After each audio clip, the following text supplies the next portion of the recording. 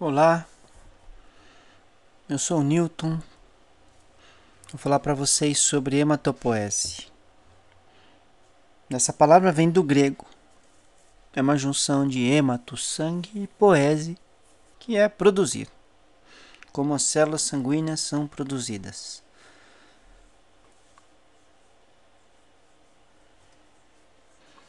Uma das coisas marcantes sobre a hematopoese é que ele é um processo de renovação das células sanguíneas. E essa renovação não é superada por nenhum outro tecido do nosso organismo. Isso quer dizer que as células sanguíneas são renovadas dentro de uma velocidade, dentro de uma dinâmica maior que qualquer outra célula do organismo. A gente pode até dizer que as células sanguíneas são tão jovens num senhor de 90 anos de idade como numa criança de 1 ano. Isso acontece porque as células sanguíneas são renovadas devido à morte das células velhas. E essas células se tornam velhas rapidamente, em poucos dias. É o caso, por exemplo, dos glóbulos vermelhos, que duram apenas 120 dias. Das plaquetas de 10 dias. E dos glóbulos brancos, que têm uma variabilidade grande. Algumas duram até poucas horas em determinadas situações e algumas duram muitos anos. Todas as células sanguíneas são originárias de uma única célula. O nome dessa célula é célula-tronco hematopoética. A célula-tronco é uma única célula que vai produzir todas as células sanguíneas por toda a vida das pessoas. Essa célula-tronco se divide, formando filhas que se dividem. E essa mesma célula-filha pode dar outro filho, que se divide e fornece outras células. Essas outras células fornecem, então, outras células.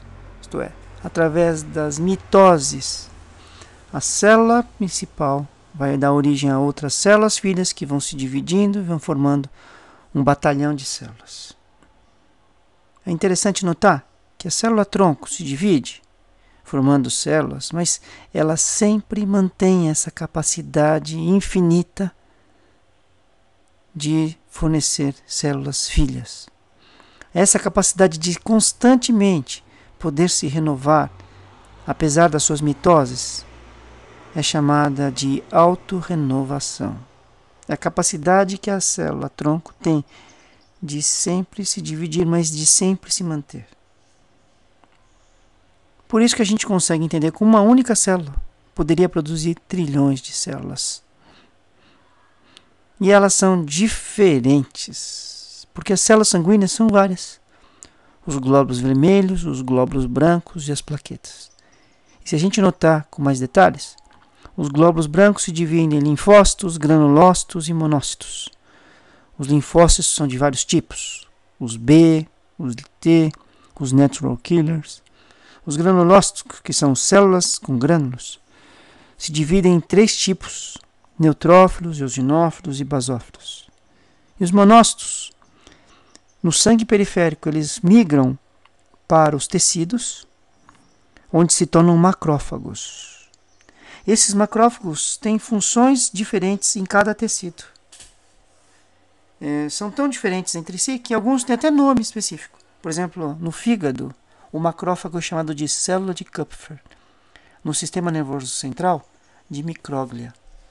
E na pele, esses macrófagos são chamados de células de Langerhans. Esse processo de uma única célula se tornar várias é chamada de diferenciação. Essa célula-tronco se divide, isso é, prolifera, e se expressa, isso é, se diferencia, de uma forma assimétrica. A célula-tronco se divide e se expressa assimetricamente. Isso quer dizer que a célula-tronco sempre se autorrenova, mas suas células filhas são diferentes dela. São diferentes porque são células que se tornam diferentes. E são células que perdem, na verdade, essa capacidade de formar outras células sanguíneas. As células sanguíneas vão se especializando. Então, uma célula-tronco produz uma célula filha que vai produzir células vermelhas, e somente células vermelhas.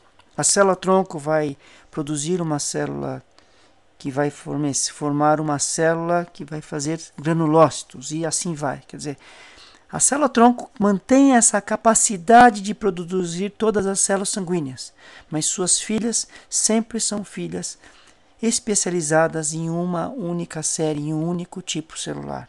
Isso é uma coisa importante. Portanto, a gente só consegue entender que existe uma célula-tronco porque ela se divide e se expressa assimetricamente, mas principalmente porque ela tem a capacidade de sempre estar se autorrenovando.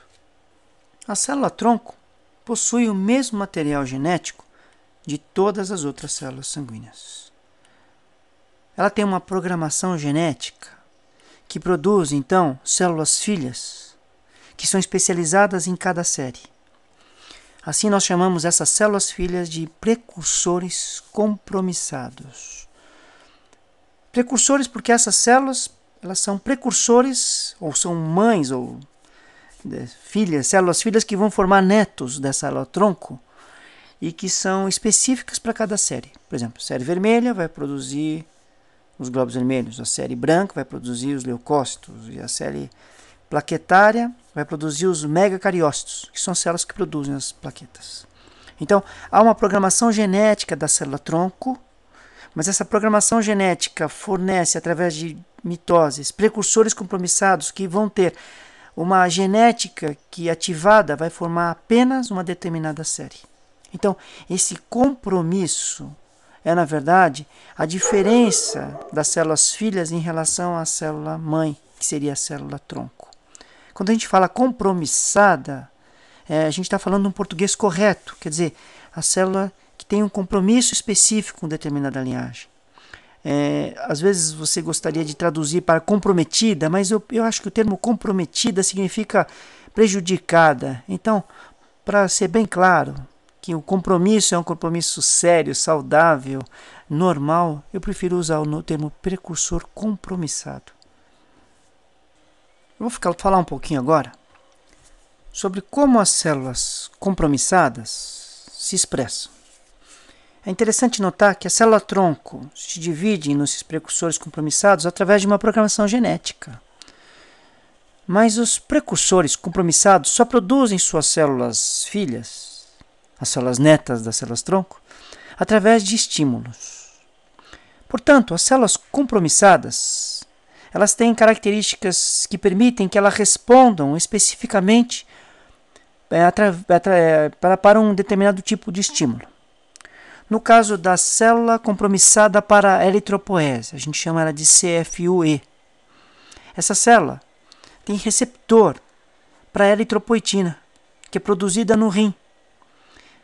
O rim produz a eritropoetina exatamente com o intuito de estimular, através do receptor de eritropoetina da célula compromissada para a eritropoese, CFUE, para que ela induza, então, através dessa ligação, a resposta que seria uma resposta proliferativa, quer dizer, produção de células, todas elas especializadas para oxigenação tecidual, que são, na verdade, os glóbulos vermelhos. Então, a célula compromissada para a eritropoese possui receptores que respondem à eritropoetina e somente respondem à presença da eritropoetina e levam, então, à produção das células vermelhas.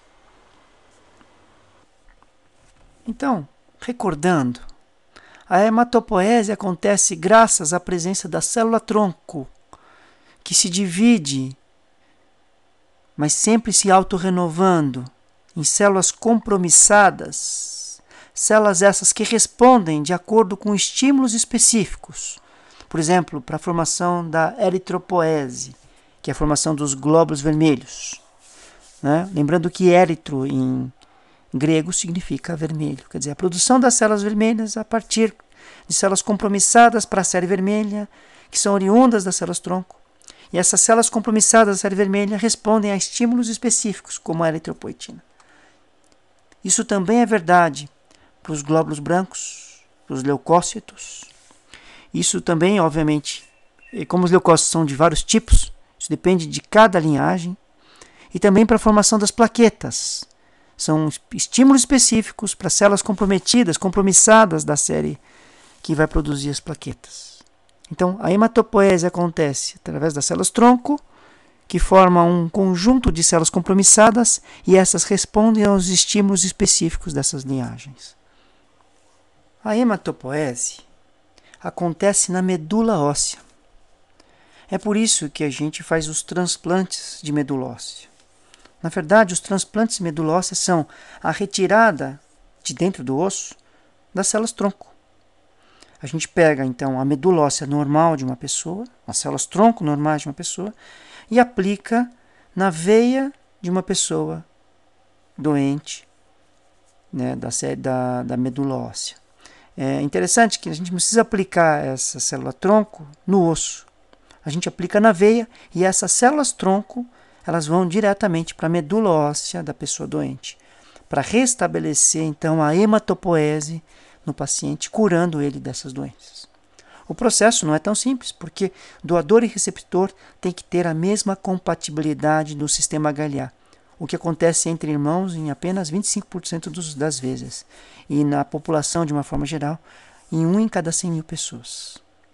Também, a pessoa que está doente recebe quimioterapia ou radioterapia, o que deixa essa pessoa com uma resistência muito baixa nos dias antes que ela esteja com o processo da hematopoese restabelecido. Então, o transplante de medula óssea é extremamente complexo, mas na realidade é um transplante de células-tronco de um doador para um paciente. A hematopoese é tão bonita que ela devia se chamar hematopoesia. Um abraço para vocês.